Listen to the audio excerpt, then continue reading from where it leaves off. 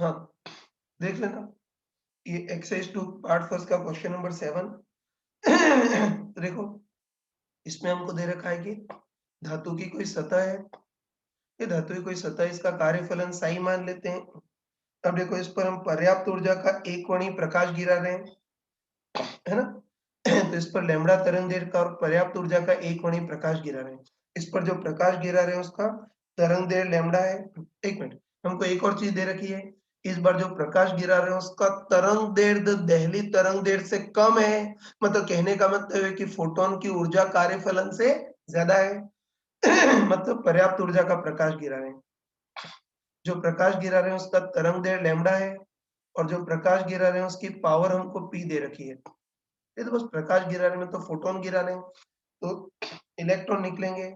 और फोटो उत्सर्जन की दक्षता है प्रायिकता हमको ईटा परसेंट दे रखी है, मतलब जिस दर से फोटोन गिरेंगे उसकी ईटा परसेंट दर से इलेक्ट्रॉन निकलेंगे। अब देखो, इस प्लेट से जितने भी इलेक्ट्रॉन निकल रहे हैं, सारे के सारे इलेक्ट्रॉन, इस प्लेट से जितने भी इलेक्ट्रॉन निकल रहे हैं सारे के सारे इलेक्ट्रॉन किसी चालक गोले के अंदर जा रहे हैं। ठीक है, और हमको दे रखा है कि जो चालक गोला है उसका शुरू में आवेश Q नॉट मान लेते हैं, शुरू में त्रिज्या R मान लेते हैं। तो शुरू में इसकी सतह पर विभव कितना होगा, K Q not upon R होगा।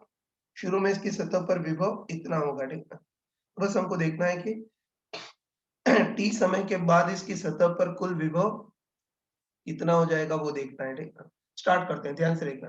तो इस धातु की सतह है, इस पर हम पर्याप्त ऊर्जा का एकवर्णी प्रकाश गिरा रहे हैं। ठीक है ना? उसका तरंग दैर्ध्य लैम्ब्डा और प्रकाश की पावर पी है, तो हम सभी को पता है कि प्रकाश गिरा रहे हैं मतलब इनडायरेक्टली फोटोन गिरा रहे हैं। पहले फोटोन गिरने की दर कितनी होगी वो देखना है। तो हमको अच्छे पता है कि फोटोन की दर प्रकाश की पावर के अंदर छुपी होती है ना, और मैंने क्लास में क्लियरली बताया था कि किसी भी प्रकाश की पावर कितनी होती है, hc by lambda into dn photon by dt। इन सबको उधर ट्रांसफर करें तो dn फोटोन बाय dt मतलब फोटोन गिरने की दर कितनी होगी, p लैम्ब्डा अपन hc। तो हम बोल सकते हैं कि इस दर से इस प्लेट पर फोटोन गिरेंगे।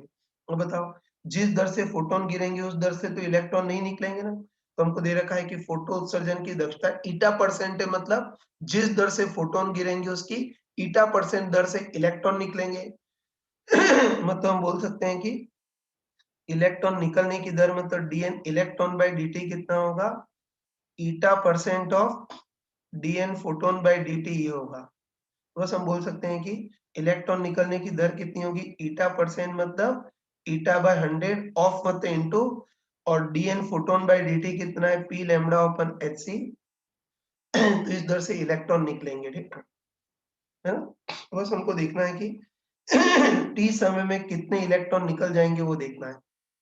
तुम बताओ कि p लैम्ब्डा h c ईटा ये सब कांस्टेंट है ना, तो बताओ ये सब कांस्टेंट है मतलब इलेक्ट्रॉन निकलने की दर भी कांस्टेंट है। और बताओ इलेक्ट्रॉन निकलने की दर कांस्टेंट है तो t समय में कुल कितने इलेक्ट्रॉन निकल जाएंगे, इलेक्ट्रॉन निकलने की दर इनटू समय, है ना, बोल सकते हैं। ये सब कांस्टेंट है मतलब इलेक्ट्रॉन निकलने की दर भी कांस्टेंट है। इलेक्ट्रॉन निकलने की दर कांस्टेंट है तो t समय में कुल कितने इलेक्ट्रॉन निकल जाएंगे, इलेक्ट्रॉन निकलने की दर इनटू समय। तो इलेक्ट्रॉन निकलने की दर तो eta by 100 into p lambda by hc into time t। इस दर इतने t समय में इतने इलेक्ट्रॉन निकलेंगे। ये भी बुद्धि नहीं हो तो dt को ट्रांसफर कर लेना। तो dn इक्वल टू कितना आ गया, eta by 100 hc bye eta by 100 p lambda upon hc into dt। कुल इलेक्ट्रॉन की संख्या निकालनी है तो गधोटाई से समाकलन कर दो, तो dt का समाकलन t हो जाएगा। लेकिन ये कचरा करने की जरूरत नहीं है, डायरेक्ट आना चाहिए। इलेक्ट्रॉन निकलने की दर कांस्टेंट है तो t समय में कुल कितने इलेक्ट्रॉन निकलेंगे, इलेक्ट्रॉन निकलने की दर इनटू समय, इतने इलेक्ट्रॉन निकल जाएंगे। ठीक है, सही है ना? तो बस ये जितने भी उत्सर्जित इलेक्ट्रॉन है सबको, जितने भी उत्सर्जित इलेक्ट्रॉन है सारे उत्सर्जित इलेक्ट्रॉन इस चालक गोले के अंदर जाकर के संचित हो रहे हैं। ठीक है, तो बस चालक गोले को अतिरिक्त कितना आवेश मिलेगा वो देखना है। बस तुम आराम से बताओ, है ना, चालक गोले को अतिरिक्त कितना आवेश मिलेगा वो देखना है। चालक गोले को जो अतिरिक्त आवेश मिलेगा उसको मैं स्मॉल क्यू मान रहा हूँ। तो तुम बताओ कि एक इलेक्ट्रॉन इसके अंदर जाएगा तो कितना आवेश मिलेगा अतिरिक्त, माइनस ई। तो इस बार ऐसे ऐसे इतने इलेक्ट्रॉन इसके अंदर जा रहे हैं, तो चालक गोले को अतिरिक्त कितना आवेश मिलेगा, minus E into eta P lambda T upon 100 Hc अतिरिक्त इतना आवेश मिलेगा। इन चालक गोले को अतिरिक्त इतना आवेश मिलेगा। इसको सॉल्व करेंगे तो minus E eta P lambda T upon 100 Hc इतना मिलेगा। बस इसका विभव कितना हो जाएगा वो देखना है। देखना बस तुम आराम से बताओ ना, तुम आराम से बताओ कि शुरू में चालक गोले पर आवेश Q नॉट है और त्रिज्या R है, तो चालक गोले का प्रारंभिक विभव तो कितना होगा, K Q not upon R इतना होगा। ठीक है। अब बताओ t समय में कितना विभव हो जाएगा वो देखना है। तुम आराम से बताओ कि इस चालक गोले पर शुरू में आवेश Q नॉट तो शुरू में सही था, चालक गोले पर आवेश Q नॉट तो शुरू से ही था, लेकिन t समय में इतना अतिरिक्त आवेश प्रवेश कर गया, तो t समय में इस गोले पर कुल कितना आवेश हो जाएगा बताओ। Q नॉट तो पहले से ही था और t समय पर इस पर आवेश अतिरिक्त कितना आ जाएगा, minus E eta P lambda T अपन 100 Hc इतना अतिरिक्त आवेश आ जाएगा। ये तो बोल सकते हैं कि शुरू में आवेश Q नॉट था और t समय में इतना अतिरिक्त आवेश आ जाएगा, तो t समय पर इस पर कुल इतना आवेश आ जाएगा। तो बस t समय पर इसकी सतह पर विभव कितना होगा वो देखना है। कितना होगा, k q टोटल अपन r, तो t समय पर इसका कुल विभव कितना हो जाएगा, k q टोटल। तो शुरू में आवेश Q नॉट था और t समय में और कितना आवेश आ गया, minus E eta P lambda T अपन 100 Hc इतना अतिरिक्त आवेश आ गया। तो विभव k q टोटल अपन r इतना हो जाएगा। सॉल्व कर लोगे ना, तो बताओ इसको सॉल्व करेंगे तो k q not upon r minus k this thing upon r, तो बताओ k q not upon r को तो हम क्या लिख सकते हैं, v नॉट प्लस k, ये वाली चीज कितनी है, सॉरी प्लस नहीं माइनस, तो k ये वाली चीज कितनी है, e eta p lambda t upon 100 Hc into R भी नीचे आ जाएगा। बस t समय पर इस पर कुल विभव इतना हो जाएगा और इसमें k को हम क्या लिख देंगे, 1/4 पाई एप्सिलॉन नॉट ये लिख देंगे।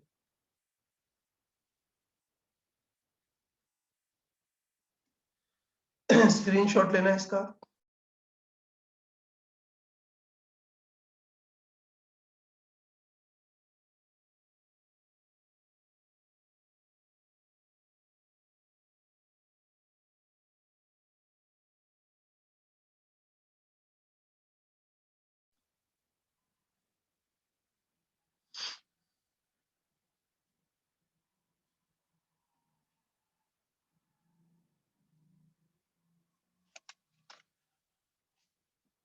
चलो आगे बढ़ रहा हूं मैं।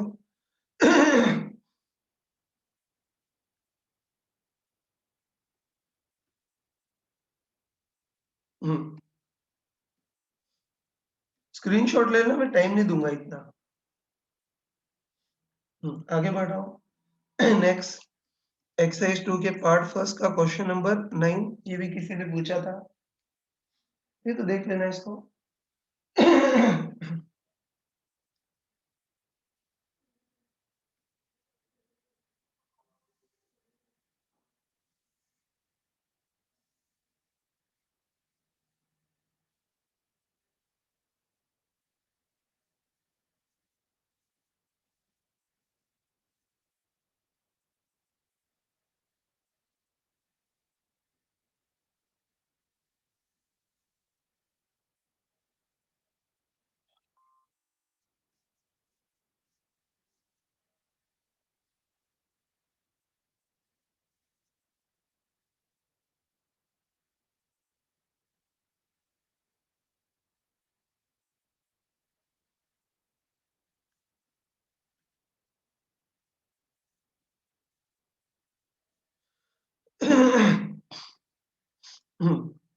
इसको ध्यान से देख लेना।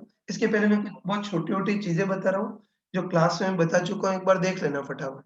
जैसे मान लेते हैं धातु की, सॉरी, जैसे मान लेते हैं कोई सतह है जो परफेक्ट ब्लैक बॉडी है, मतलब पूर्ण अवशोषक है ना? तो कोई सतह है जो परफेक्ट ब्लैक बॉडी है, मतलब पूर्ण अवशोषक है।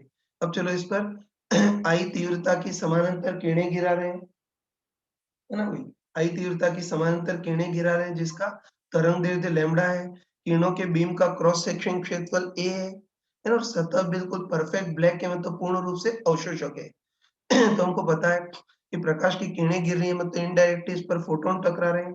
चैट बॉक्स में लिखना बंद करना। ये तो प्रकाश की किरणें गिर रही है, मतलब इनडायरेक्टली फोटोन टकरा रहे हैं। तो लगातार टक्कर के कारण इस सतह पर बल कितना लगेगा वो देखना है। तो मैंने बताया था कि प्रकाश या विकिरण के कारण जो बल लगता है उसको विकिरण बल बोलते हैं। फिर बताया भी था, रिजल्ट भी याद कराया था कि सतह परफेक्ट ब्लैक बॉडी या पूर्ण अवशोषक हो तो सतह पर विकिरण बल कितना लगता है, IA/C, है ना? उसके बाद यही बताया था कि अगर सतह अवशोषक नहीं हो, उसकी जगह पूर्ण परावर्तक हो तो फिर विकिरण बल डबल लगता है, 2IA/C। बाकी सतह अवशोषक हो तो सतह पर विकिरण बल कितना लगता है, IA/C लगता है, ये मैंने बताया था। अब इसी क्वेश्चन को थोड़ा मॉडिफाई कर रहा हूँ। तो देखो इस बार मान ले, है ना? जैसे अभी तक तो जो क्वेश्चन लिए थे उसमें सतह बिल्कुल समतल होती थी, लेकिन चलो इस बार मान लेते हैं कि सतह समतल नहीं है, ऐसी गोलाकार सतह है ना? तो मान लेते हैं गोलाकार सतह है, मतलब कोई गोला है जिसकी त्रिज्या r है और एक गोला भी परफेक्ट ब्लैक बॉडी है, मतलब पूर्ण अवशोषक है। इस पर भी हम ऐसी समानांतर किरणें गिराते हैं जिसकी तीव्रता I है, तरंगदैर्घ्य लैम्ब्डा है। तो बस इस बार भी इस पे लगातार फोटोन टकराएंगे और सतह परफेक्ट ब्लैक बॉडी, मतलब पूर्ण अवशोषक है, तो सारे फोटोन को अवशोषित भी कर लेगी। बस अब हमको देखना है कि इन फोटोन के कारण इस गोलाकार सतह पर कुल विकिरण बल कितना लगेगा वो देखना है। ठीक है, तो वैसे इसको डिराइव कर सकते हो, ध्यान रखना कि गोलाकार सतह है ना, ये सोच के बताओ कि इस बार गोलाकार सतह है तो हर एलिमेंट पर बल अलग-अलग लगेगा। तो मैं डायरेक्ट बता रहा हूँ, है ना? हर एलिमेंट पर बल अलग-अलग लगेगा। प्रत्येक एलिमेंट पे बल निकालो और उसका समाकलन करो तो कुल बल आ जाएगा। लेकिन मैं पूरा डिटेल में समाकलन और सब नहीं कर रहा हूँ, डायरेक्ट रिजल्ट ही बता रहा हूँ। तो ध्यान रखना कि अगर सतह समतल नहीं हो, ऐसी गोलाकार है, ऐसी वक्राकार सतह हो, है ना? और पूर्ण अवशोषक हो, ये तो हुई कि कोई वक्राकार सतह और पूर्ण अवशोषक हो, तो इस बार भी इस पर विकिरण बल कितना लगेगा, IA/C, मतलब I/C into A,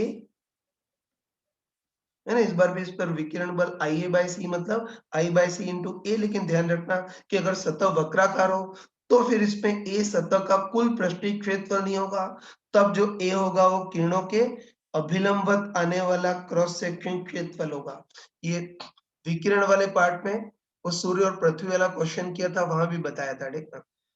तो ध्यान रखना कि सतह अगर समतल नहीं हो, वक्राकार हो, तब भी उस पर विकिरण बल IA/C, मतलब I/C into A, लेकिन तब A सतह का पृष्ठीय क्षेत्रफल नहीं होगा, तब जो A होगा इस सतह का अभिलंबत क्षेत्रफल होगा या किरणों के अभिलंबत आने वाला क्रॉस सेक्शन क्षेत्रफल होगा। दोस्तों तुम बताओ कि इसका वक्र क्षेत्रफल भले 4πr² है, 2πr² हो, लेकिन इसमें A क्या लेंगे, क्षेत्रफल का अभिलंबत प्रोजेक्शन। बताओ इसके क्षेत्रफल का अभिलंबत प्रोजेक्शन कितना होगा, πr², है ना? तो ध्यान रखना अगर सतह वक्राकार हो तब भी विकिरण बल I/C into A होता है, लेकिन A क्या होगा, किरणों के अभिलंबत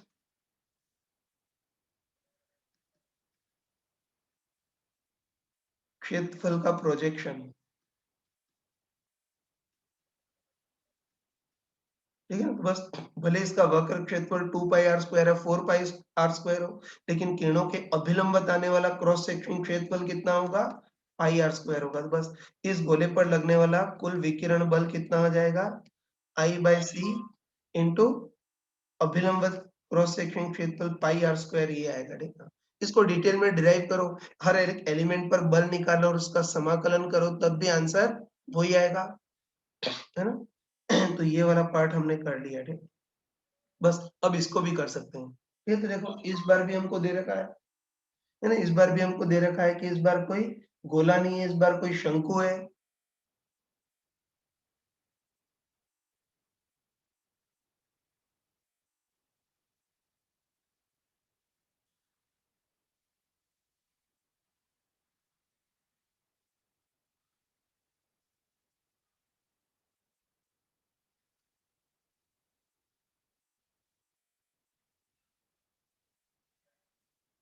हाँ, देख लेना।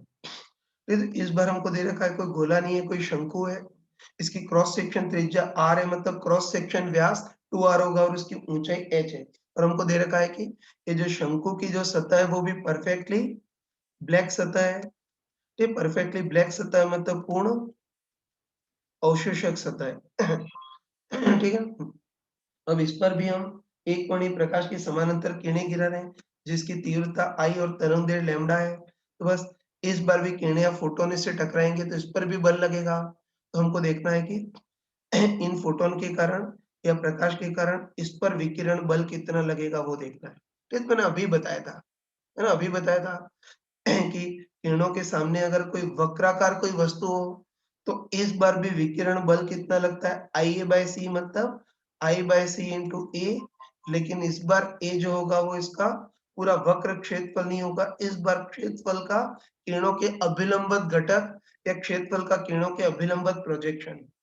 तो तुम बताओ कि इसका वक्र क्षेत्रफल कितना भी हो, लेकिन क्षेत्रफल का किरणों के अभिलंबित प्रोजेक्शन कैसा होगा, इस बार त्रिभुजाकार होगा।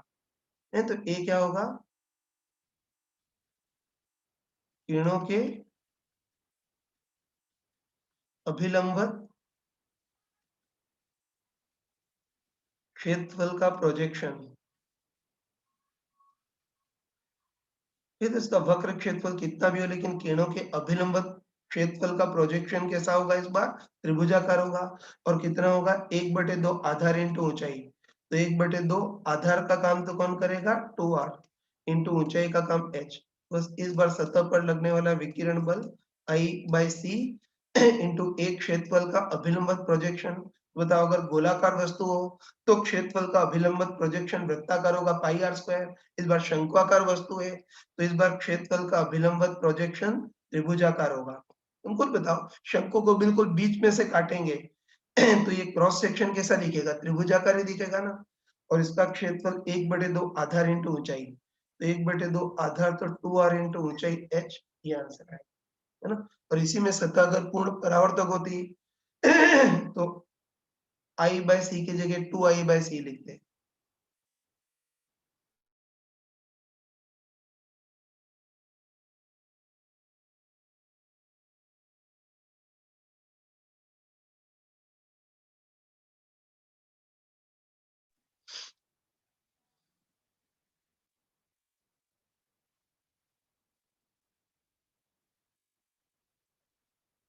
ये लिख दो, स्क्रीनशॉट ले लेना फटाफट।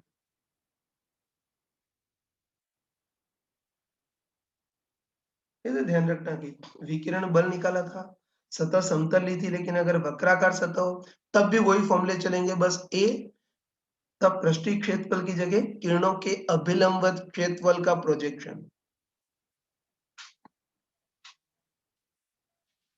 स्क्रीनशॉट ले लिया ना, इसका ले लेना। चलो आगे बढ़ रहा हूँ।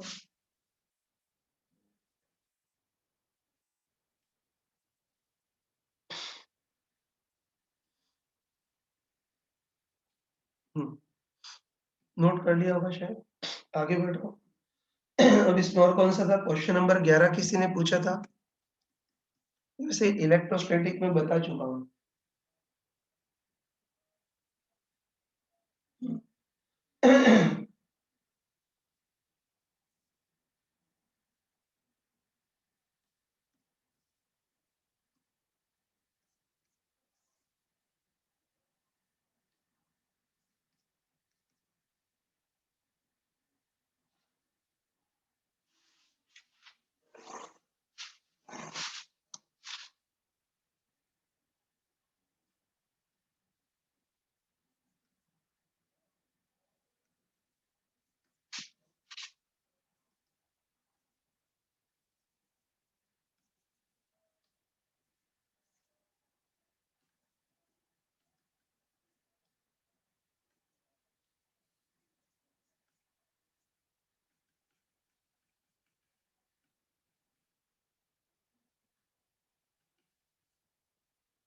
हाँ, ध्यान से देखना, क्वेश्चन नंबर 11। मेरे किसी ने पूछा, वैसे ये क्वेश्चन इसी इसका है ही नहीं, इलेक्ट्रोस्टैटिक का है, ठीक, देख लेना। फिर इसमें हमको दे रखा है कि कोई यूरेनियम का नाभिक है। ये हमको दे रखा है कोई यूरेनियम का नाभिक है। हमको पता है कि यूरेनियम का परमाणु क्रमांक 92 होता है। ये मतलब 92 प्रोटॉन होंगे ना, एक प्रोटॉन का आवेश प्लस ई, तो 92 प्रोटॉन का आवेश प्लस 92 इंटू ई, ये यूरेनियम के नाभिक का आवेश होगा, जिसको हम प्लस क्यू बोल लेते हैं, ठीक है। अब देखो बहुत दूर कोई अल्फा पार्टिकल है जिसका आवेश प्लस 2 ही होता है और उसका द्रव्यमान प्रोटॉन के द्रव्यमान का लगभग 4 गुना होता है। तो प्रोटॉन का 1.67 इंटू 10 की पावर माइनस 27, तो अल्फा पार्टिकल का द्रव्यमान लगभग इसका 4 गुना होगा, ठीक है। अब शुरू में अल्फा पार्टिकल बहुत ज्यादा दूरी पर है, मतलब r टेंड्स टू इनफाइनाइट पर है। अब अल्फा पार्टिकल को बिल्कुल निशाने पे प्रक्षेपित किया है और प्रारंभिक वेग u है, तो प्रारंभिक गति ऊर्जा कितनी होगी, हाफ एम यू स्क्वायर। और हमको क्वेश्चन में दे रखा है कि इसकी प्रारंभिक गति ऊर्जा 24.6, सॉरी, ठीक, क्वेश्चन में दे रखा है कि इस अल्फा पार्टिकल की प्रारंभिक गति ऊर्जा कितनी है, 5 मिलियन इलेक्ट्रॉनिक वोल्ट है। इसको जूल में भी कन्वर्ट कर सकते हो, ठीक है ना। कोई 5 मिलियन मतलब 10 की पावर 6 इलेक्ट्रॉनिक वोल्ट, मतलब 1.6 इंटू 10 की पावर माइनस 19, ये जूल में आ गई। तो अल्फा पार्टिकल को बिल्कुल निशाने पर इस यू वेग से प्रक्षेपित किया है। बस नाभिक के प्रतिकर्षण के कारण इसका वेग घटेगा और हमको पता है कि निकटतम दूरी पर एक क्षण के लिए इसका वेग 0 हो जाएगा, है ना। तुमको पता है कि प्रतिकर्षण के कारण इसका वेग घटेगा और निकटतम दूरी पर एक क्षण के लिए इसका वेग 0 हो जाएगा और फिर उसी लाइन में पलट करके पीछे की ओर जाएगा। बस हमको पूछा है कि अल्फा पार्टिकल की यूरेनियम नाभिक से निकटतम दूरी कितनी होगी, वो देखना है। ये तो हमने इलेक्ट्रोस्टैटिक में किए थे ना। तो बताओ, निकटतम दूरी के लिए अल्फा पार्टिकल की यहाँ से यहाँ तक क्या लगा देंगे, ऊर्जा संरक्षण लगा देंगे। मुक्त रूप से गति कर रहा है ना, तो यहाँ से यहाँ तक ऊर्जा संरक्षण लगा देंगे, मतलब k initial plus u initial equal to a final plus u final मान रखते हैं। पहले प्रारंभिक गति ऊर्जा, तो था शुरू में वेग u दिया है, तो अल्फा पार्टिकल की प्रारंभिक गति ऊर्जा कितनी होगी, हाफ एम यू स्क्वायर, और उसका मान हमको लड्डू टाइप से इतना दे रखा है, प्लस u इनिशियल। तो शुरू में अल्फा पार्टिकल अनंत दूरी पर है, तो नाभिक के कारण अल्फा पार्टिकल की स्थिति ऊर्जा 0 होगी, ठीक है, बराबर k फाइनल। तो था निकटतम दूरी पर एक क्षण के लिए इसका वेग 0 हो जाएगा, तो गति ऊर्जा भी 0 प्लस यू फाइनल। तो नाभिक के कारण अल्फा पार्टिकल की यह स्थिति ऊर्जा कितनी होगी, k q1 q2 अपन r। ठीक है, तो k q1 की जगह तो नाभिक का आवेश प्लस 92e, q2 की जगह अल्फा पार्टिकल का आवेश प्लस 2e, अपन r की जगह r मिनिमम। बस सॉल्व कर सकते हो ना। तो इसको सॉल्व करेंगे तो आर मिनिमम हमारे पास कितना आ जाएगा, K Q N Q two upon half M U square. के कितना होता है 9 इंटू 10 टू पावर 9, है ना। क्यू वन कितना है 92, ई है 1.6 इंटू 10 की पावर माइनस 19, क्यू टू है 2, ई मतलब 1.6 इंटू 10 की पावर माइनस 19, अपन नीचे हाफ एम यू स्क्वायर आएगा और वो हमको दे रखा है 5 इंटू 10 की पावर 6 इलेक्ट्रॉनिक वोल्ट, मतलब 1.6 इंटू 10 की पावर माइनस 19। आगे सॉल्व कर लोगे ना, तो 1.6 इंटू 10 की पावर माइनस 19 से ये वाला पार्ट कैंसिल हो गया। आगे इसको सॉल्व कर लेना, तो इसको सॉल्व करोगे तो आंसर 10 की पावर माइनस 14 मीटर के आसपास आएगा, है ना। इसको सेंटीमीटर में कन्वर्ट करना है तो कितना आएगा, 10 की पावर माइनस 12 सेंटीमीटर इस कोटि का आएगा, ठीक है? कर लोगे ना, तो ये ध्यान रखना है। या इसको फर्मी में क्या लिख सकते हैं, 0.1 फर्मी या 0.1 फेम्टोमीटर ऐसा लिख सकते हैं। ये तो हमने देख लिया कि इस अल्फा पार्टिकल की गोल्ड नाभिक से निकटतम दूरी 0.1 फर्मी है, तो हम बोल सकते हैं कि फिर वही, सॉरी, अल्फा पार्टिकल की यूरेनियम नाभिक से निकटतम दूरी 0.1 फर्मी के आसपास है। तो इससे हम अनुमान लगा सकते हैं कि इस यूरेनियम नाभिक का जो आकार होगा या त्रिज्या होगी वो भी 0.1 फर्मी के आसपास होगी, ऐसा अंदाजा लगा सकते हैं। चलो आगे बढ़ रहा हूँ, स्क्रीनशॉट ले लेना इसका।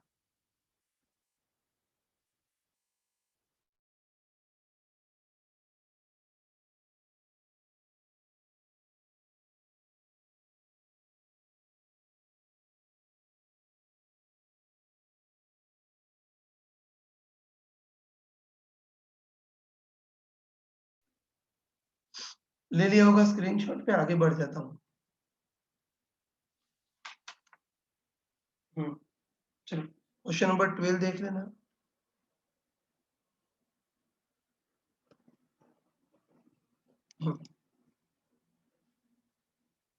एक्सरसाइज 2 के पार्ट फर्स्ट का क्वेश्चन नंबर 12 बहुत सिंपल है लेकिन पूछा जाता है, ठीक।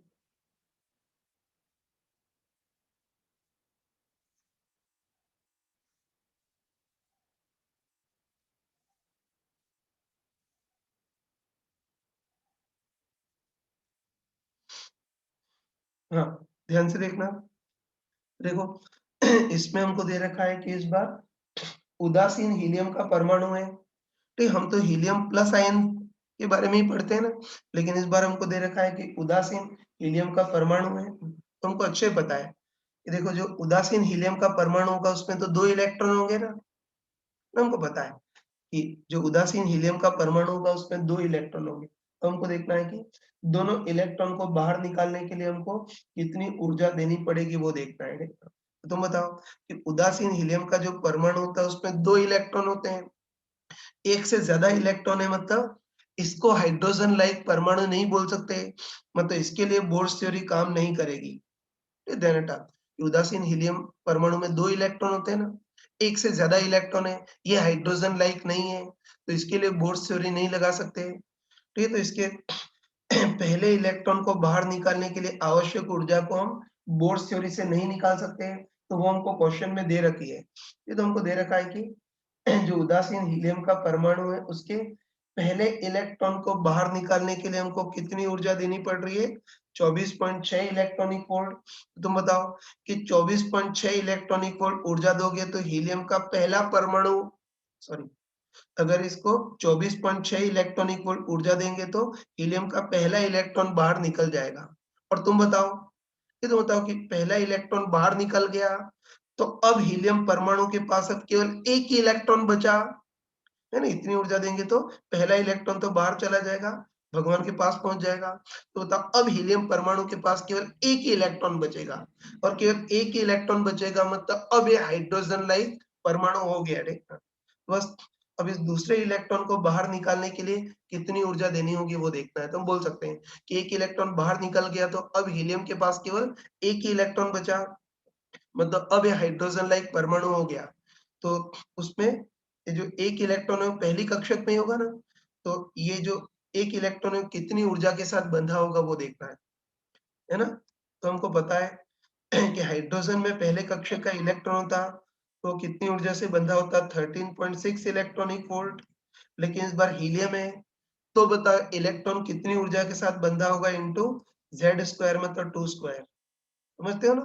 तो एक हाइड्रोजन में पहला इलेक्ट्रॉन 13.6 ऊर्जा के साथ बंधा है होता है, तो इस बार हीलियम है तो उसमें पहला इलेक्ट्रॉन कितनी ऊर्जा से बंधा होगा, 13.6 इलेक्ट्रॉनिक वोल्ट इनटू 2 स्क्वायर, इतनी ऊर्जा के साथ बंधा होगा, ठीक।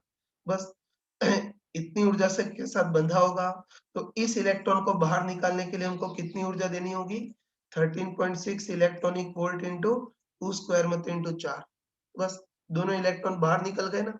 बस हमको पूछा है कि दोनों इलेक्ट्रॉन को बाहर निकालने के लिए कुल कितनी ऊर्जा देनी होगी वो देखना है। बस तुम आराम से बताओ कि पहले इलेक्ट्रॉन को बाहर निकालने के लिए तो कितनी ऊर्जा देनी पड़ रही है, 24.6 इलेक्ट्रॉनिक वोल्ट तो क्वेश्चन में दे रखा है, और दूसरे इलेक्ट्रॉन को बाहर निकालने के लिए कितनी ऊर्जा देनी होगी, 13.6 इलेक्ट्रॉनिक वोल्ट इंटू 4, तो कुल इतनी ऊर्जा देनी होगी। इसको सॉल्व कर लेना, इसको सॉल्व करेंगे तो 79.0 इलेक्ट्रॉनिक वोल्ट ये आ जाए। स्क्रीनशॉट ले लेना जल्दी।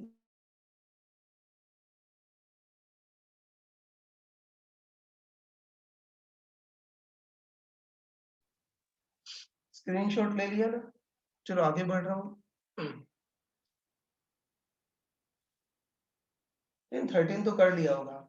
इसमें हमको दे रखा है कि जो फोटोन गिरा रहे हैं उसकी ऊर्जा, इसमें क्वेश्चन नंबर 13 तो कर लिया होगा तुमने। हमको दे रखा है कि कोई परमाणु है और उसकी ऊर्जा स्तर इस टाइप से है कि ग्राउंड स्टेट में इसकी ऊर्जा 0 है, फर्स्ट एक्साइटेड स्टेट में इसकी ऊर्जा k, और सेकंड एक्साइटेड स्टेट में इसकी ऊर्जा 2k है ना, और electron by default ground state में ही होगा, ठीक है। अब इस पर हम फोटोन गिरा रहे हैं और जो फोटोन गिरा रहे हैं उसकी ऊर्जा 1.5 की है। तो तुम बताओ ये फोटोन की ऊर्जा किसी एग्जैक्टली गैप के बराबर नहीं है। बताओ 1 और 2 के बीच गैप के है और 1 और 3 के बीच गैप 2 के है, जबकि फोटोन गिरा रहे हैं उसकी ऊर्जा 1.5 के है। तो इस बार जो फोटोन गिरा रहे हैं उसकी ऊर्जा किसी भी गैप के एग्जैक्टली बराबर नहीं है और फोटोन की ऊर्जा किसी भी गैप के एग्जैक्टली बराबर नहीं है। तो फिर इलेक्ट्रॉन इस फोटोन को एक्सेप्ट करेगा ही नहीं। तो ये फोटोन बेचारा बिना अभिक्रिया किए बिल्कुल सीधा के सीधा बाहर निकल जाएगा। मतलब ये परमाणु है, ये इलेक्ट्रॉन इस फोटोन को एक्सेप्ट करेगा ही नहीं। तो बताओ अगर फोटोन की ऊर्जा k होती तो ये ऊर्जा फर्स्ट और सेकंड के गैप के बराबर होती, तब इलेक्ट्रॉन इस ऊर्जा को एक्सेप्ट करके n = 2 में चला जाता। इसकी ऊर्जा 2k होती तो 1 से 3 में चला जाता, लेकिन ऊर्जा 1.5k है। ये किसी भी गैप के एग्जैक्टली बराबर नहीं है, तो फोटोन इस तो इलेक्ट्रॉन इस फोटोन को एक्सेप्ट करेगा ही नहीं। बिल्कुल सही बोला, ठीक। चलो आगे बढ़ रहा हूँ। 14 क्वेश्चन देख लेना। एक्सरसाइज 2 के पार्ट फर्स्ट का क्वेश्चन नंबर 14। ये ऐसा क्वेश्चन है जो 2-3 बार अपने एग्जाम में पूछा गया है और ओलंपियाड में भी आया है। ठीक, वैसे कई लोगों ने इसको कर लिया होगा।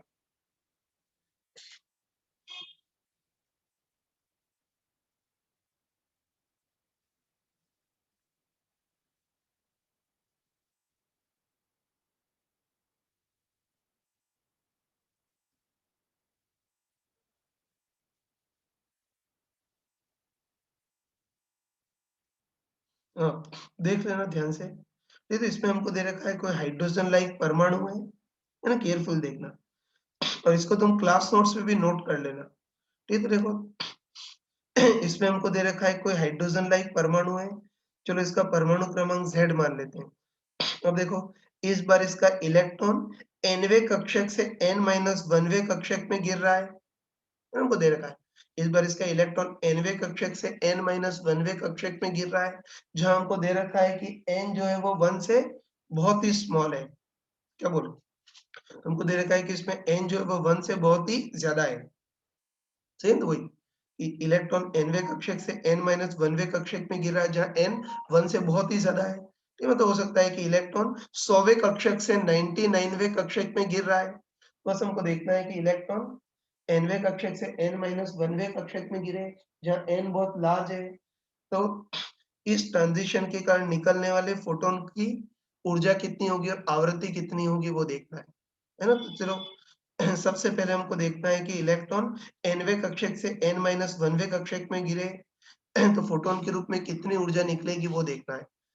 ये तो हमने क्लास में पढ़ा था कि हाइड्रोजन लाइक परमाणु है, इलेक्ट्रॉन nवें कक्षक से n-1वें कक्षक में गिरे तो बताओ कितनी ऊर्जा मुक्त होगी गैप के बराबर। तो बताओ इस ट्रांजिशन में कितनी ऊर्जा मुक्त होगी, 13.6 electronic volt Z square 1/n1 square minus 1/n2 square. ठीक है, तो बताओ इसमें कितनी ऊर्जा मुक्त होगी, 13.6 इलेक्ट्रॉनिक वोल्ट Z स्क्वायर और इधर ज्यादा माइनस कम मतलब 1/n-1 का स्क्वायर माइनस 1/n स्क्वायर। ठीक है, और बताओ जितनी भी ऊर्जा मुक्त होगी वो फोटोन के रूप में निकलेगी, मतलब इस ट्रांजिशन के कारण एक फोटोन निकलेगा जिसकी ऊर्जा इतनी होगी। ठीक है, ये तो हम कई बार कर चुके हैं, लेकिन देखो इस बार हमको दे रखा है कि जो n है वो 1 से बहुत बहुत ज्यादा है।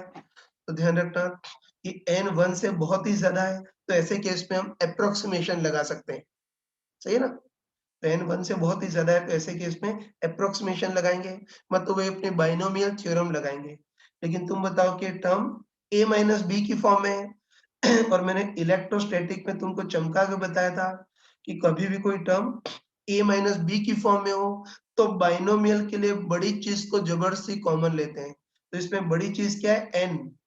ये तो क्या करेंगे, इसमें n को जबरदस्ती कॉमन ले लेंगे तो n स्क्वायर के रूप में बाहर निकलेगा और n को जबरदस्ती कॉमन ले लेंगे तो क्या आ जाएगा 1 माइनस 1/n का स्क्वायर। कोई नई चीज नहीं बता रहा हूँ कि n बहुत लार्ज है तो अप्रोक्सीमेशन लगा सकते हैं। a माइनस बी की फॉर्म में तो बड़ी चीज n को जबरदस्ती कॉमन ले लेंगे तो यहाँ 1 माइनस 1/n का स्क्वायर ये आ जाएगा। बस अब इसको सॉल्व कर सकते हैं। ये तो बताओ निकलने वाले फोटोन की ऊर्जा कितनी हो गई, 13.6 electronic volt into Z square. और बताओ यहाँ भी 1/n स्क्वायर है और यहाँ भी 1/n स्क्वायर है, तो इसमें 1/n² कॉमन आ जाएगा। इसको कॉमन लेंगे तो क्या बचेगा 1 माइनस 1/n का स्क्वायर है ना, और उसको ऊपर ले आएंगे तो पावर -2 -1 ये बचेगा। बस अब सॉल्व कर सकते हैं ना, तो कितना आएगा ये 13.6 इलेक्ट्रॉनिक वोल्ट जेड स्क्वायर, इधर कितना आ गया 1/n², और अब बाइनोमियल लगा सकते हैं। बताओ n बहुत ही लार्ज है तो 1/n जो होगा वो बहुत ही स्मॉल होगा ना, तो अब इसमें बाइनोमियल अप्रोक्सीमेशन लगा सकते हैं। 1 प्लस एक्स की पावर n को लगभग 1 प्लस nx, और 1 माइनस एक्स की पावर n को लगभग 1 माइनस nx। तो 1 माइनस n का काम तो -2, और x का काम कौन कर रहा है 1/n -1। सोल्व करेंगे तो 1 से 1 कैंसल, ये माइनस माइनस का प्लस, तो पूरा नमूना कितना हो गया लगभग 2/n। बस निकलने वाले फोटोन की ऊर्जा किस पे निर्भर करेगी 1/n² तो है ही, और ये 2/n है मतलब 1/n³ पे निर्भर करेगी, है ना। तो बस बताओ फोटोन की ऊर्जा को क्या लिख सकते हैं E equal to H nu, तो निकलने वाले फोटोन की ऊर्जा प्रोपोर्शनल टू 1/n³, तो निकलने वाले फोटोन की आवृत्ति भी प्रोपोर्शनल टू 1/n³ होगा, और निकलने वाले फोटोन का तरंग दैर्ध्य पूछे तो वो उसका उल्टा होगा, मतलब n³ पे डिपेंड करेगा। कर लोगे ना, कोई डाउट है क्या? लगा सकते हैं, ये इसकी जगह रिडबर्ग कांस्टेंट वाला भी फॉर्मूला लगा सकते हैं, ठीक है ना। तो तुम समझते हो यार, ये 13.6 वाला फॉर्मूला लगाए या रिडबर्ग कांस्टेंट वाला फॉर्मूला लगाए, दोनों का मतलब एक ही होता है। रिडबर्ग कांस्टेंट वाला फॉर्मूला आया ही किससे, इसी से ही आया है ना, ये बड़ा भाई है और रिडबर्ग कांस्टेंट छोटा भाई। स्क्रीनशॉट ले लो जल्दी से।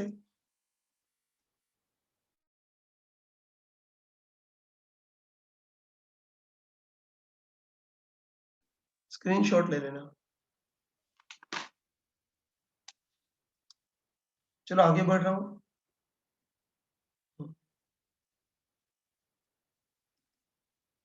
एक्सरसाइज 2 के पार्ट फर्स्ट का, उसके बाद किसी ने पूछा था क्वेश्चन नंबर 19। हाँ बताया ना यार, कोई बोल रहा है उससे भी आ रहा है हमारा आंसर, तुमने बताया यार। ये 13.6 वाला फॉर्मूला लगाओ या रिडबर्ग कांस्टेंट वाला फॉर्मूला लगाओ, दोनों का मतलब सेम ही होता है ना। दोनों भाई भाई हैं, रिडबर्ग कांस्टेंट वाला फॉर्मूला जो आया है वही इसी से ही आया है, ठीक, क्लास में सारा बताया था। तुमको रिडबर्ग से इतना ही प्रेम है तो उससे भी कर सकते हो, ठीक। चलो आगे बढ़ रहा हूँ। एक्सरसाइज 2 के पार्ट फर्स्ट का क्वेश्चन नंबर 19, ये किसी ने पूछा है, ये तो इसको देख लेना। ये तो देखो इसमें हमको दे रखा है कि हम एक्सरे का प्रयोग कर रहे हैं, है ना भाई। ये इसमें दे रखा है कि हम एक्सरे का प्रयोग कर रहे हैं। पहले केस में टारगेट मटेरियल के रूप में कोई पदार्थ ए का यूज करते हैं, है ना, और टारगेट मटेरियल के रूप में कोई पदार्थ ए का यूज करें, तो इस केस में के अल्फा लाइन का तरंग दैर्ध्य हमको कितना प्राप्त हो रहा है 4/1875 इंटू आरई, इतना प्राप्त हो रहा है। आरई मतलब रिडबर्ग कांस्टेंट। और दूसरे केस में हम टारगेट मटेरियल के रूप में किसी पदार्थ बी का यूज कर रहे हैं, और पदार्थ बी का यूज करें तो निकलने वाली के अल्फा लाइन का तरंग दैर्ध्य कितना प्राप्त हो रहा है 1/675 आरई, इतना प्राप्त हो रहा है। बस हमको देखना है कि जो ए पदार्थ है उसका परमाणु क्रमांक कितना होगा, बी पदार्थ का परमाणु क्रमांक कितना होगा, और फिर पूछा है कि इनके बीच में कितने एलिमेंट आएंगे, मतलब इनके बीच कितने परमाणु क्रमांक उपस्थित होंगे वो देखना है। कर सकते हैं ना। तुम बताओ कि इनडायरेक्टली हमको निकलने वाली के अल्फा लाइन का तरंग दैर्ध्य निकालना है ना, समझ गए ना। इनडायरेक्टली निकलने वाली के अल्फा लाइन या निकलने वाले कैरेक्टरिस्टिक फोटोन का तरंग दैर्ध्य निकालना है, ठीक है। तो वही एक्सरे के पार्ट में तुमको चमका करके बताया था कि निकलने वाले कैरेक्टरिस्टिक फोटोन का केवल तरंग दैर्ध्य पूछे तब तो वही रिडबर्ग कांस्टेंट वाले फॉर्मूले का यूज करेंगे। तो उस फॉर्मूले के अनुसार निकलने वाले कैरेक्टरिस्टिक फोटोन का तरंग दैर्ध्य कितना होता है 1/लैम्ब्डा इक्वल रिडबर्ग कांस्टेंट, z की जगह z माइनस बी का स्क्वायर, और यहाँ 1/n1² माइनस 1/n2², तो निकलने वाले कैरेक्टरिस्टिक फोटोन का तरंग दैर्ध्य इतना होगा, ठीक। और हमको पता है कि के अल्फा फोटोन तब निकलता है जब टारगेट मटेरियल का इलेक्ट्रॉन n इक्वल 2 से 1 में गिरे, मान रख देते हैं। तो बताओ फर्स्ट केस में लैम्ब्डा इतना है तो 1 बाय लैम्ब्डा उसका उल्टा हो जाएगा, मतलब 1875 आर ई बाय 4 हो जाएगा, बराबर Rydberg constant z minus B, तो के अल्फा के लिए बी 1 होता है और यहाँ ज्यादा माइनस का मतलब 1/1 स्क्वायर माइनस 1/2 स्क्वायर। इसको सॉल्व कर लेना, तो इसको सॉल्व करेंगे तो इसके लिए z इक्वल टू आ जाएगा तुम्हारे पास 26। वो इतनी कैलकुलेशन कर सकते हो, ठीक है। ये मतलब बोल सकते हैं कि जो पदार्थ ए उसका परमाणु क्रमांक 26 है, ठीक है। ऐसे ही पदार्थ बी के लिए भी मान रख सकते हैं। ठीक, पदार्थ बी के लिए के अल्फा लाइन का तरंग दैर्ध्य 1/675 आ रही है, तो 1 लैम्ब्डा कितना हो जाएगा, 675 आर ई बाय 1 इतना हो जाएगा, बराबर Rydberg constant z minus B, तो 1 स्क्वायर और यहाँ भी ज्यादा माइनस कम मतलब 1/1 स्क्वायर माइनस 1/2 स्क्वायर। इससे सॉल्व करेंगे तो बी का परमाणु क्रमांक तुम्हारे पास आएगा 31 इतना आएगा, है ना। बी का परमाणु क्रमांक 31 इतना आएगा। तो बस तुम बताओ आराम से, तुम बताओ कि जो पदार्थ ए उसका परमाणु क्रमांक 26 है और पदार्थ बी उसका परमाणु क्रमांक 31 है, तो बस हमको देखना है कि उसके बीच कितने, है ना, ए और बी, सॉरी, आवर्त सारिणी में ए और बी के बीच कितने तत्व होंगे वो देखना है। तो तुम आराम से बताओ कि इस ए का परमाणु क्रमांक 26 है और बी का परमाणु क्रमांक 31 है, तो इसके बीच एक वो पदार्थ होगा जिसका परमाणु क्रमांक 27 हो, फिर दूसरा वो पदार्थ होगा जिसका परमाणु क्रमांक 28 हो, तीसरा वो पदार्थ होगा जिसका परमाणु क्रमांक 29 हो और चौथा वो पदार्थ होगा जिसका परमाणु क्रमांक 30 हो। ये तो हम बोल सकते हैं कि 26 और 31 के बीच कितने पदार्थ उपस्थित होंगे, 4 पदार्थ उपस्थित होंगे, ठीक है। सही है ना। वैसे तो बीच में रेडियो एक्टिव पदार्थ भी हो सकते हैं, लेकिन उसको फिर अलग नहीं मानना है हमको, ठीक।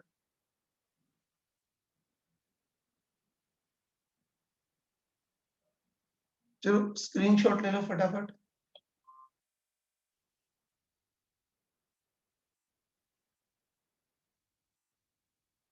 हो गया।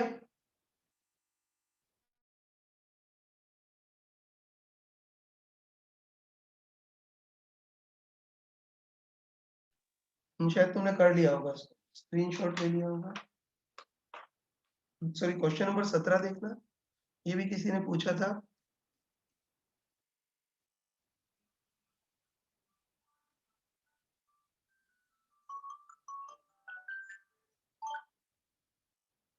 हम्म, तो इसमें देखना एक्सरसाइज 2 के पार्ट फर्स्ट का क्वेश्चन नंबर 17, ये बहुत कॉमन है लेकिन अपने एग्जाम में पूछा जाता है, ध्यान से देखना।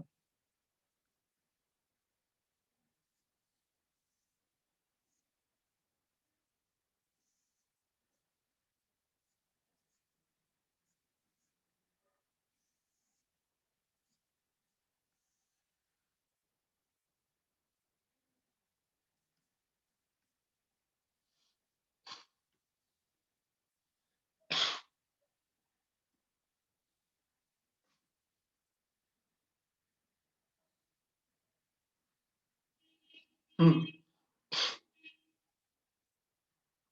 तो इसको ध्यान से देखना, क्वेश्चन नंबर 17 को ये पूछा जाता है। चाहो तो क्लास नोट्स में घर पे नोट भी कर लेना, अब अननेसेसरी मत पूछो, ये क्लास के बाद पूछना। फिर देखो इस बार हमको दे रखा है कि कोई हाइड्रोजन डिस्चार्ज ट्यूब है। ये तुमने केमिस्ट्री में पढ़ा होगा कि हाइड्रोजन डिस्चार्ज ट्यूब जो होती है उसमें हाइड्रोजन परमाणु का विद्युत अपघटन करते हैं। तो हमको अच्छे पता है, हमको अच्छे पता है कि हाइड्रोजन परमाणु में क्या होता है, एक प्रोटॉन होता है और उसके चारों ओर घूम रहा इलेक्ट्रॉन होता है। चलो ये बनाया था, ये तो हमको पता है कि हाइड्रोजन परमाणु में एक प्रोटॉन होता है और उसके चारों ओर घूम रहा इलेक्ट्रॉन होता है, ठीक है। तो ये हाइड्रोजन डिस्चार्ज ट्यूब में इसका विद्युत अपघटन किया जाता है, तो उसके लिए हम क्या करते हैं कि ये जो हाइड्रोजन परमाणु है उसको किसी ट्यूब में भर देते हैं, ठीक है ना, और इन दोनों प्लेटों के बीच बहुत उच्च विभव लगाते हैं। ठीक है, बताया बैटरी की पॉजिटिव प्लेट है तो उससे जुड़ी हुई ये प्लेट पॉजिटिव और ये बैटरी का नेगेटिव टर्मिनल है तो उससे जुड़ी हुई ये प्लेट नेगेटिव होगी, ठीक है। अब बताओ, जो हाइड्रोजन परमाणु होता है उसमें प्रोटॉन होता है और उसके चारों ओर घूम रहा इलेक्ट्रॉन होता है, तो बताओ जो इलेक्ट्रॉन है वो तो पॉजिटिव प्लेट की ओर आकर्षित होगा और इसका जो नाभिक है, जो प्रोटॉन है वो नेगेटिव प्लेट की ओर आकर्षित होगा। अब हम क्या करते हैं कि लगाया गया विभव बहुत ज्यादा कर देते हैं। अगर लगाया गया विभव बहुत ज्यादा कर दोगे तो एक स्थिति ऐसी आएगी जब इलेक्ट्रॉन और प्रोटॉन एक दूसरे से अलग हो जाएंगे। तुम खुद बताओ कि इलेक्ट्रॉन तो पॉजिटिव प्लेट की ओर जाने का ट्राई कर रहा है और प्रोटॉन नेगेटिव प्लेट की ओर जाने का ट्राई कर रहे हैं। तो ध्यान रखना कि अगर बहुत ज्यादा वोल्टेज लगा दिया तो एक स्थिति ऐसी आ जाएगी जब हाइड्रोजन परमाणु के प्रोटॉन और इलेक्ट्रॉन अलग अलग हो जाएंगे। और तुम बताओ कि प्रोटॉन और इलेक्ट्रॉन अलग अलग हो जाएंगे तो बताओ ये जो इलेक्ट्रॉन्स हैं, है ना, जो इलेक्ट्रॉन्स हैं वो किधर की ओर जाने लगेंगे, पॉजिटिव प्लेट की ओर जाने लगेंगे। और इलेक्ट्रॉन की जो सीरीज होती है उसको हम क्या बोलते हैं, कैथोड रेज बोलते हैं, ठीक है। और जो साथ में नाभिक या प्रोटॉन बने वो नेगेटिव प्लेट की ओर जाने लगेंगे, है ना। और प्रोटॉन नेगेटिव प्लेट की ओर जाने लगेंगे मतलब इसकी भी एक सीरीज होगी जिसको हम एनोड किरणें बोलते हैं। तो तुमने केमिस्ट्री में पढ़ा होगा, इलेक्ट्रॉन पीछे की ओर जाएंगे इसको कैथोड किरणें, और प्रोटॉन आगे की ओर जाएंगे इनको एनोड किरणें बोलते हैं, ठीक है। बस यहाँ भी वही है, हाइड्रोजन डिस्चार्ज ट्यूब है ना, उसमें हमने लगाया गया, है ना, उसमें हमने दोनों प्लेटों के बीच वोल्टेज कितना लगाया है, दोनों प्लेटों के 200 वोल्ट जितना वोल्टेज लगाया है, ठीक है। और हमको दे रखा है कि वोल्टेज लगाने पर जो इलेक्ट्रॉन्स है ना, वोल्टेज लगाने पर इलेक्ट्रॉन तो पीछे की ओर गति कर रहे हैं, और इलेक्ट्रॉन किस दर से गति कर रहे हैं, 6.25 इंटू 10 की पावर 18 इलेक्ट्रॉन प्रति सेकेंड है।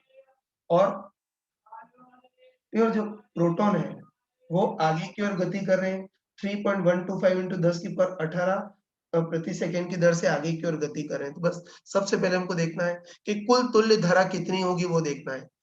तो चलो पहले प्रोटॉन के कारण देखते हैं। तो तुम आराम से बताओ, है ना, पहले प्रोटॉन के कारण धारा कितनी होगी वो देखना है। तो तुम आराम से बताओ कि प्रोटॉन पॉजिटिव आवेश होते हैं, है ना, हमको पता है कि प्रोटॉन पॉजिटिव आवेश होते हैं। और तुम बताओ पॉजिटिव आवेश आगे की ओर गति करें तो ऑर्थोडॉक्स धारा भी आगे की ओर होगी, और प्रोटॉन के कारण जो धारा उसको आई प्रोटॉन बोल देते हैं वो आगे की ओर होगी। और अब इलेक्ट्रॉन के कारण देखते हैं। तो तुम बताओ कि इलेक्ट्रॉन नेगेटिव आवेश होते हैं जो पीछे की ओर जा रहे हैं, तो नेगेटिव आवेश पीछे की ओर जा रहे हैं तो उसके कारण भी ऑर्थोडॉक्स धारा आगे की ओर ही होगी, है ना। ये मैंने करंट इलेक्ट्रिसिटी में बताया था कि नेगेटिव आवेश पीछे की ओर जाए तो उसको तुल्य रूप से बोल सकते हैं कि पॉजिटिव आवेश आगे की ओर जा रहे हैं तो ऑर्थोडॉक्स धारा आगे की ओर होगी। और इलेक्ट्रॉन के कारण जो धारा है उसको आई इलेक्ट्रॉन, ठीक है। तुम समझते हो कि पॉजिटिव आवेश आगे की ओर जा रहे हैं तो उसके कारण तो धारा आगे की ओर ही होगी जिसको आई प्रोटॉन बोलेंगे। और बताओ इलेक्ट्रॉन नेगेटिव आवेश होते हैं वो पीछे आ रहे हैं, तो नेगेटिव आवेश पीछे जा रहे हैं तो तुल्य धारा आगे की ओर होगी और इसको आई इलेक्ट्रॉन बोलते हैं। तो बस साफ साफ दिख रहा है कि प्रोटॉन के कारण भी धारा आगे की ओर है और इलेक्ट्रॉन के कारण भी धारा आगे की ओर है, तो दोनों जुड़ जाएंगे मतलब कुल धारा आई इलेक्ट्रॉन प्लस आई प्रोटॉन होगा, ठीक है। तो चलो पहले आई प्रोटॉन कितना होगा वो देख लेते हैं, फिर प्रोटॉन के कारण धारा कितनी होगी वो देख लेते हैं। ये तो हमको दे रखा है कि प्रोटॉन आगे की ओर गति करे और किस दर से, 3.125 इंटू 10 की पावर 18 इस दर से आगे की ओर गति करें, उसके कारण धारा कितनी होगी वो देखना है। तो बस मैंने बताया था ना इसका तरीका होता है, ठीक है। तुम बताओ पहले प्रोटॉन के कारण धारा कितनी होगी वो देखते हैं। तो तुम बताओ कि एक प्रोटॉन बहेगा तो कितना आवेश बहेगा, प्लस ई, हमको पता है कि एक प्रोटॉन बहेगा तो कितना आवेश बहेगा, ई। ऐसे ऐसे मान लेते हैं कि एन जितने प्रोटॉन बह रहे हैं तो बहने वाला कुल आवेश कितना होगा, ई इंटू एन प्रोटॉन ये होगा। तो बस हमको धारा निकालनी है, ठीक है। प्रोटॉन के कारण बहने वाली धारा निकालनी है। तो धारा क्या होगी, आवेश प्रवाह की दर मतलब dq बाई dt, तो उसके लिए t के सापेक्ष अवकलन करेंगे तो ई बार, और np का t के सापेक्ष अवकलन dnp बाई dt, और dnp बाई dt क्या होगा, प्रोटॉन बहने की दर और प्रोटॉन गुजरने की दर हमको कितनी दे रखी है, 3.125 इंटू 10 की पावर, ठीक, 3.125 इंटू 10 की पावर 18 पर सेकेंड ये दे रखी है। तो बस ये प्रोटॉन के कारण धारा इतनी होगी। ऐसे इलेक्ट्रॉन के कारण भी धारा निकालेंगे ना, इलेक्ट्रॉन के कारण भी धारा कितनी होगी, E into D N proton by D T की जगह D N electron by D T, और D N electron by D T हमको कितना दे रखा है, 6.25 इंटू 10 की पावर 18 इलेक्ट्रॉन पर सेकेंड। बस साफ साफ दिख रहा है कि प्रोटॉन के कारण भी धारा आगे की ओर है और इलेक्ट्रॉन के कारण भी धारा आगे की ओर है, दोनों जुड़ जाएंगे। तो बताओ कुल धारा कितनी होगी, है ना, कुल धारा कितनी होगी, प्रोटॉन के कारण धारा प्लस इलेक्ट्रॉन के कारण धारा कुल धारा इतनी होगी। दोनों को जोड़ दोगे ना, जोड़ेंगे तो E कॉमन आ जाएगा, तो अंदर कितना आ जाएगा 3.125 प्लस 6.25 इंटू 10 की पावर 18, है ना। ये कुल धारा इतना एम्पियर ये आ गई, है ना। सॉल्व करना इससे कुल धारा आ जाएगी, ठीक है। बस कुल धारा आ गई, है ना। और इधर से कुल धारा इतनी बह रही होगी, तो ऑब्वियसली बैटरी से भी कुल धारा उतनी बह रही होगी। बस हमको देखना है कि बैटरी द्वारा सप्लाई की गई पावर कितनी होगी, वो देखना है। तो बस डायरेक्ट बताओ तुम, है ना। तुम डायरेक्ट बताओ कि बैटरी का वोल्टेज 200 वोल्ट है और बैटरी से बहने वाली कुल धारा इतनी है, तो बैटरी द्वारा इस हाइड्रोजन डिस्चार्ज ट्यूब को सप्लाई की गई पावर कितनी होगी, V इंटू आई। तो बता V तो कितना है 200 वोल्ट इंटू आई कुल धारा। कुल धारा निकालोगे ना, कोई E तो कितना होता है 1.6 इंटू 10 की पावर माइनस 19। इन दोनों को जोड़ोगे तो कितना आएगा यार, कितना आएगा 9 पॉइंट, ये 3, ये कितना आ गया 75 इंटू 10 की पावर 18, ये आ जाएगा। सॉल्व कर लेना इसको, स्क्रीनशॉट ले लेना इसका।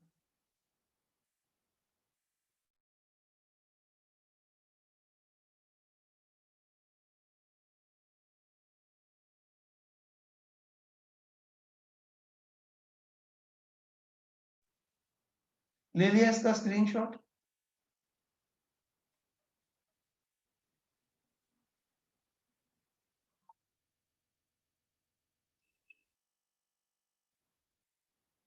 चलो आगे बढ़ रहा हूँ।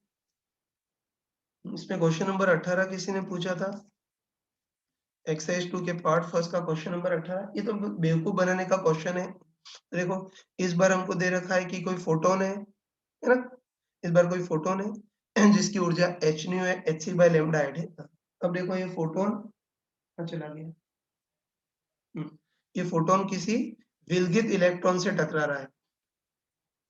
प्लीज अभी चैट बॉक्स में मत लिखना।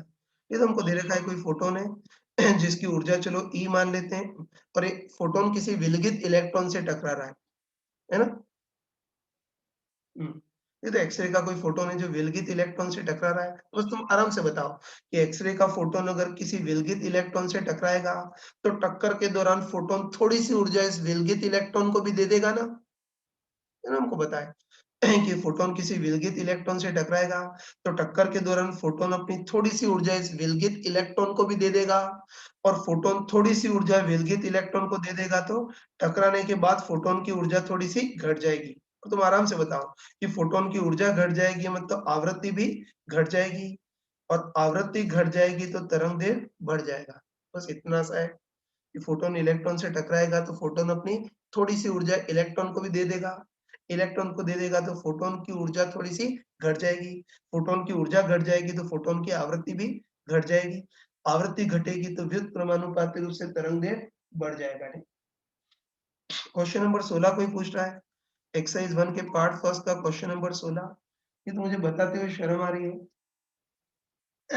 देख लेना।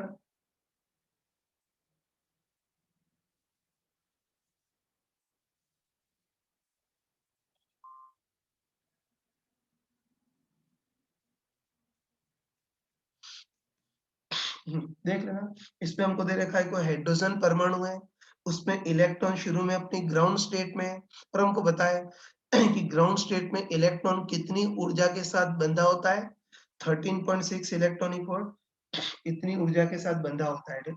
अब देखो, अब हम क्या कर रहे हैं कि ग्राउंड स्टेट में जो हाइड्रोजन इलेक्ट्रॉन है उस पर हम पराबैंगनी प्रकाश गिरा रहे हैं, मतलब फोटोन गिरा रहे हैं, और पराबैंगनी प्रकाश का तरंग दैर्घ्य लैम्डा 1 है, तो फोटोन की ऊर्जा कितनी होगी hc बाय लैम्डा 1 इतनी होगी। ठीक है ना।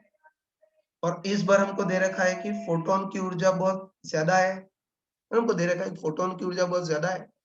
ये मतलब फोटोन की हमको दे रखा है फोटोन की ऊर्जा बहुत ज्यादा है, मतलब ये फोटोन इस इलेक्ट्रॉन, है ना, जब फोटोन इस इलेक्ट्रॉन पर गिरेगा तो इस बार इलेक्ट्रॉन एक्साइट नहीं हो रहा है, इनफैक्ट इलेक्ट्रॉन सारे बंधन तोड़ करके बाहर निकल रहा है। तो कंफ्यूज तो नहीं है ना हाइड्रोजन का इलेक्ट्रॉन ग्राउंड स्टेट में है तो 13.6 इलेक्ट्रॉनिक वोल्ट इतनी ऊर्जा से बंधा होगा।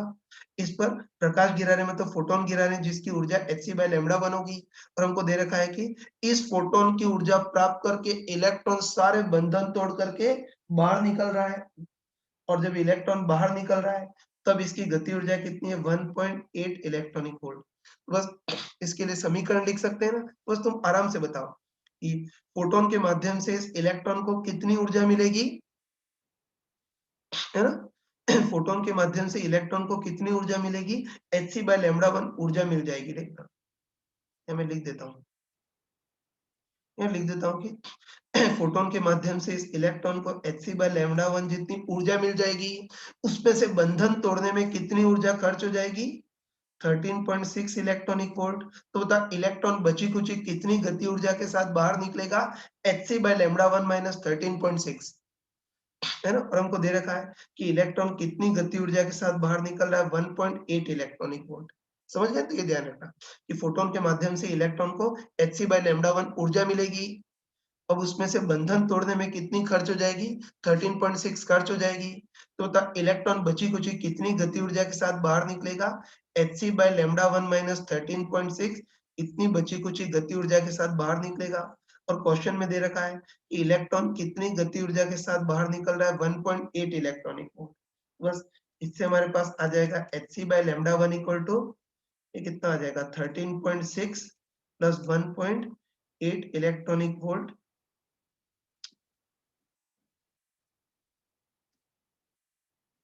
तो hc/λ1 13.6 प्लस 1.8 इलेक्ट्रॉनिक वोल्ट ये हो गया।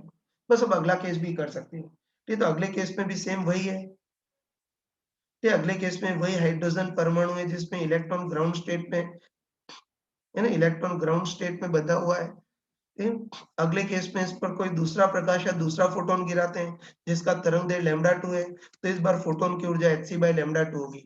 इस बार भी इस फोटोन की ऊर्जा प्राप्त करके इलेक्ट्रॉन बाहर निकल रहा है और कितनी गति ऊर्जा के साथ 4 इलेक्ट्रॉनिक वोल्ट। तो यहाँ भी वही होगा, बताओ, है ना? यहाँ भी वही कंसेप्ट की फोटोन के माध्यम से इस इलेक्ट्रॉन को hc/λ2 ऊर्जा मिलेगी, उसमें से बंधन तोड़ने में कितनी खर्च हो जाएगी 13.6। तो इलेक्ट्रॉन बची कुची कितनी गति ऊर्जा के साथ बाहर निकलेगा hc/λ2 माइनस 13.6। और सेकेंड केस में दे रखा है कि इलेक्ट्रॉन कितनी गति ऊर्जा से बाहर निकल रहा है 4 इलेक्ट्रॉनिक वोल्ट। तो इसको ट्रांसफर करेंगे तो hc/λ2 कितना आ जाएगा 13.6 प्लस 4 मतलब 17.6 इलेक्ट्रॉनिक वोल्ट। बस अब इन दोनों का भाग दे देना। इन दोनों का भाग दोगे तुम्हारे पास इन दोनों का भाग दोगे तुम्हारे पास λ1 अपन λ2 का अनुपात आ जाएगा।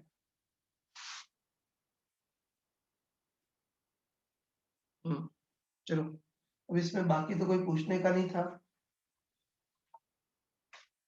चलो एक्सरसाइज 2 के पार्ट थर्ड पे आ रहा हूँ।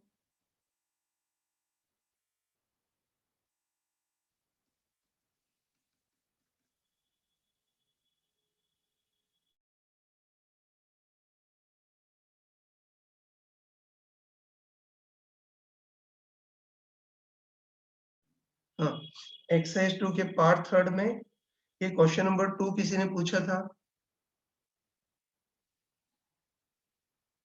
पार्ट 2 लास्ट में करेंगे, ठीक है? पहले ऑब्जेक्टिव क्वेश्चन।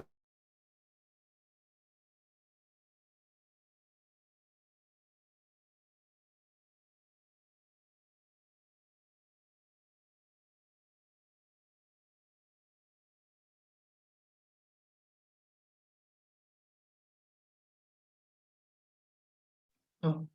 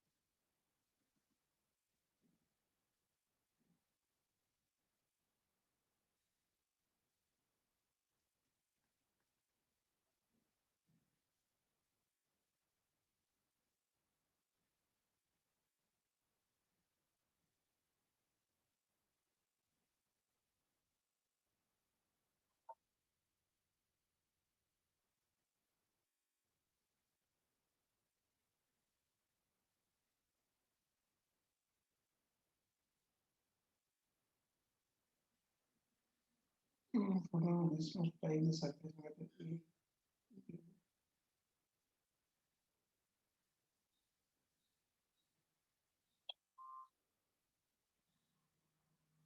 4.70.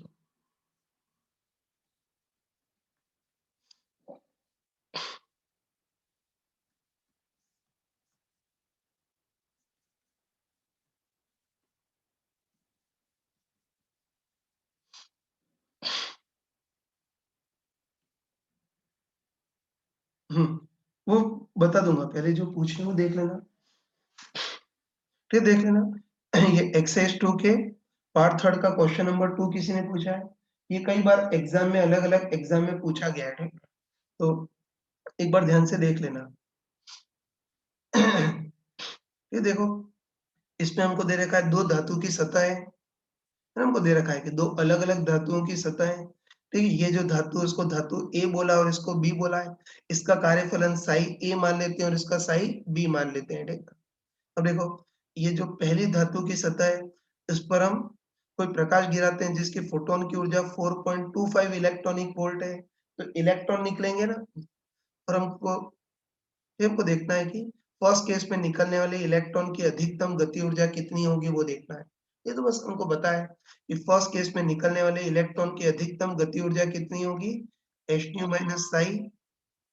बस पहले केस में निकलने वाले इलेक्ट्रॉन की अधिकतम गति ऊर्जा कितनी होगी, एच न्यू तो गिरने वाले फोटोन की ऊर्जा 4.25 इलेक्ट्रॉनिक वोल्ट माइनस साई ए हो जाएगा, ठीक है? और ऐसे ही कोई दूसरा धातु है बी, उसका कार्यफलन साई बी मान लेते हैं। इस पर 4.70 इलेक्ट्रॉनिक वोल्ट इतनी ऊर्जा का फोटोन गिरा है, तो इससे भी इलेक्ट्रॉन निकलेंगे। और बताओ, इसमें भी निकलने वाले इलेक्ट्रॉन की, है ना, ठीक है? तो इसमें भी निकलने वाले इलेक्ट्रॉन की अधिकतम गति ऊर्जा एच न्यू माइनस साई। तो इसमें निकलने वाले इलेक्ट्रॉन की गति ऊर्जा को काइनेटिक एनर्जी ऑफ बी मान लेते हैं, बराबर एच न्यू गिरने वाले फोटोन की ऊर्जा 4.7 electronic volt minus psi B. ये दोनों की समीकरण आ गई, ठीक है? अब हमको ए और बी की गति ऊर्जा देखनी है ना भाई? ए और बी केस में निकलने वाले इलेक्ट्रॉन की अधिकतम गति ऊर्जा, काइनेटिक एनर्जी ए और काइनेटिक एनर्जी बी देखनी है। तो उसके लिए हमको कुछ इंफॉर्मेशन दे रखी है, ठीक है? तो देखो, हमको दे रखा है कि इस बार इलेक्ट्रॉन निकलेंगे, उनकी गति ऊर्जा होगी, तो उनका डी ब्रोगली तरंग दैर्ध्य भी होगा। और हमको दे रखा है कि बी का डी ब्रोगली तरंग दैर्ध्य ए के डी ब्रोगली तरंग दैर्ध्य से डबल है ना? हमको ये दे रखा है कि lambda B equal to 2 lambda A है ना? इसको इधर ट्रांसफर करेंगे तो इनका कहने का मतलब है कि lambda A upon lambda B equal to कितना है, 1/2 है, ठीक है? तो हमको अच्छे पता है कि डी ब्रोगली तरंग दैर्ध्य के अंदर इलेक्ट्रॉन की गति ऊर्जा ही छुपी होती है ना। और हमको अच्छे पता है कि इलेक्ट्रॉन का डी ब्रोगली तरंग दैर्ध्य कितना होगा, h/p, और संवेग p को गति ऊर्जा के रूप में √2m के ही बोल सकते हैं। तो इससे हम क्लियरली बोल सकते हैं कि जो डी ब्रोगली तरंग दैर्ध्य है वो 1/√ke पर निर्भर करता है ना? तो डायरेक्ट बोल सकते हैं कि ए का डी ब्रोगली तरंग दैर्ध्य प्रोपोर्शनल टू 1/√ke और बी का डी ब्रोगली तरंग दैर्ध्य प्रोपोर्शनल टू 1/√ke b। तो दोनों का भाग लगाएंगे तो क्या आ जाएगा, ए का डी ब्रोगली तरंग दैर्ध्य अपन बी का डी ब्रोगली तरंग दैर्ध्य बराबर उल्टा हो जाएगा, √ke b अपन √ke ए ये हो जाएगा, ठीक है? अब lambda A upon lambda B का अनुपात दे रखा है ना हमको दे रखा है कि lambda B equal 2 lambda A है, तो lambda A upon lambda B का अनुपात कितना हो गया, 1/2 इतना हो गया, ठीक है? तो इसे सॉल्व कर सकते हैं, दोनों स्क्वायर कर दो। स्क्वायर करोगे तो 1/4 इक्वल टू के बी ओपन के ए, क्रॉस मल्टीप्लाई करेंगे तो तुम्हारे पास क्या आ जाएगा, इसका क्रॉस मल्टीप्लाई करेंगे तो हमारे पास कितना आ जाएगा, के ए इक्वल टू 4 इंटू के बी। तो वही लैम्डा ओपन लैम्डा बी का अनुपात 1/2 दे रखा है। आगे स्क्वायर करके सॉल्व करोगे तो के ए इक्वल टू 4 इंटू के बी। एक समीकरण तो ये आ गई, और दूसरे इनकी गति ऊर्जा में अंतर दे रखा है, मतलब हमको दे रखा है कि के बी इक्वल टू, हमको एक और समीकरण देखिए, के बी इक्वल टू के ए माइनस 1.5 इलेक्ट्रॉनिक वोल्ट ये दे रखी है। तो बस आराम से बताओ कि के और के भी दो वेरिएबल है और दो समीकरण है, सॉल्व कर सकते हो ना? बस इनको सॉल्व कर लेना। क्या करोगे, इधर से के का मान 4 के बी और इधर के का मान रख देंगे 4 के बी रख देंगे, ठीक है। आगे इसको सॉल्व कर लेना। तो सॉल्व करोगे तो ए और बी की गतिज ऊर्जा आ जाएगी, ठीक है। मैं डायरेक्ट बता रहा हूँ कि इसको सॉल्व करेंगे तो जो ए है मतलब फर्स्ट केस में निकलने वाले इलेक्ट्रॉन की अधिकतम गति ऊर्जा तुम्हारे पास 2 इलेक्ट्रॉनिक वोल्ट आएगी और सेकेंड केस में निकलने वाले इलेक्ट्रॉन की अधिकतम गति ऊर्जा 0.5 इलेक्ट्रॉनिक वोल्ट ये आ जाएगी, ठीक। सही है। बस अब इससे साई ए और साई बी भी निकाल सकते हैं ना। देखो कि ये 2 इलेक्ट्रॉनिक वोल्ट आ गया ना, तो यहाँ ए की अधिकतम गति ऊर्जा 2 इलेक्ट्रॉनिक वोल्ट रखोगे तो ए का कार्यफलन 4.25 माइनस 2 मतलब 2.25 इलेक्ट्रॉनिक वोल्ट आ गया और इधर के बी का मान 0.5 रखोगे तो इससे बी का कार्यफलन कितना आ जाएगा 4.7 माइनस 0.5 मतलब 4.2 इलेक्ट्रॉनिक वोल्ट ये आएगा। तो करेक्ट आंसर कौन से होंगे, ए आंसर सही है, बी सही है और सी सही है, बाकी डी जो ऑप्शन है वो गलत है। इस टाइप से स्क्रीनशॉट ले लेना जल्दी। कोई कंफ्यूजन है क्या इसमें, कोई कंफ्यूजन है?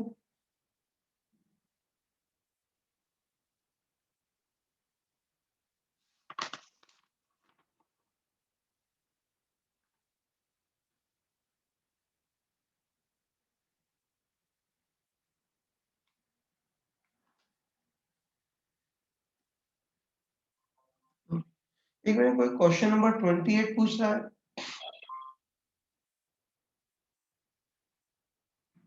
ये स्क्रीनशॉट शायद ले लिया होगा। देखो ये एक्सरसाइज क्या होगा, देखो बच्चा एक्सरसाइज 2 के पार्ट फर्स्ट का क्वेश्चन नंबर 28 पूछ रहा है। ये तो कभी बताने की जरूरत ही नहीं है, बिल्कुल कॉमन क्वेश्चन है। ये तो इसमें हमको दे रखा है कि एक्सरे का प्रयोग कर रहे हैं। ये एक्सरे का प्रयोग कर रहे हैं मतलब टंगस्टन का फिलामेंट है, इसको गर्म करते हैं तो इलेक्ट्रॉन निकलते हैं और हमको पता है कि इलेक्ट्रॉन बिल्कुल नगण्य गति ऊर्जा के साथ निकलते हैं। फिर इलेक्ट्रॉन को उच्च वेग देना है, तो उच्च वेग देने के लिए इस इलेक्ट्रॉन को विभवांतर से त्वरित करें। कहाँ चला गया, तो इलेक्ट्रॉन को उच्च वेग देना है तो उसके लिए इलेक्ट्रॉन को विभवांतर से त्वरित कर रहे हैं। तो बस जब इलेक्ट्रॉन बाहर निकलेगा तो इसकी गतिज ऊर्जा कितनी होगी वो देखना है। ये तो क्लास में बताया था कि बताओ शुरू में इलेक्ट्रॉन की गति ऊर्जा 0 है और v वोल्ट से त्वरित करेंगे तो उसको अतिरिक्त ऊर्जा कितनी मिल जाएगी, q डेल्टा v। तो q की जगह e और डेल्टा v की जगह v। फिर बस डायरेक्ट बोल सकते हैं इलेक्ट्रॉन की प्रारंभिक गति ऊर्जा 0 थी, v विभवांतर से त्वरित करेंगे तो अतिरिक्त ऊर्जा कितनी मिल जाएगी, q डेल्टा e मतलब ev। तो इलेक्ट्रॉन की गति ऊर्जा e इंटू v इतनी होगी, ठीक है। और हमको दे रखा है ना। तो v विभवांतर त्वरित करेंगे तो इलेक्ट्रॉन की गति ऊर्जा इतनी हो जाएगी। और बताओ इलेक्ट्रॉन की गति ऊर्जा को हम क्या लिख सकते हैं, half M V square. Half M electron का द्रव्यमान 9 इंटू 10 की पावर माइनस 31 भी इलेक्ट्रॉन का वेग। हमको दे रखा है कि इलेक्ट्रॉन का जो वेग है वो प्रकाश के वेग का 10% है। 10% है तो इलेक्ट्रॉन का वेग प्रकाश के वेग का 1/10 गुना है। तो प्रकाश का वेग 3 इंटू 10 की पावर 8 होता है, तो इलेक्ट्रॉन का वेग इसका डिवाइड बाय 10 है मतलब कितना है 3 इंटू 10 की पावर 7 है। बस इलेक्ट्रॉन की गति ऊर्जा हाफ इलेक्ट्रॉन का द्रव्यमान इंटू v का स्क्वायर और इलेक्ट्रॉन की गति ऊर्जा कितनी हो रही है ev। तो e तो 1.6 इंटू 10 की पावर माइनस 19 इंटू v लगाया गया विभवांतर निकालना है। तो इससे हम लगाया गया विभवांतर भी निकाल सकते हैं।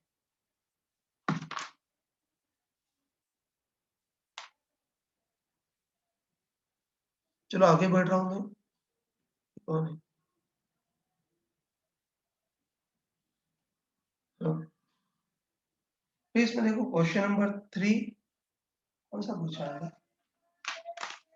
टाइम खत्म हो गया तो ऐसा करूंगा कि जो भी बचे हुए क्वेश्चन है उसके मैं रिकॉर्डेड वीडियो भेज दूंगा, ठीक है, क्योंकि अब टाइम खत्म हो गया है, ठीक है।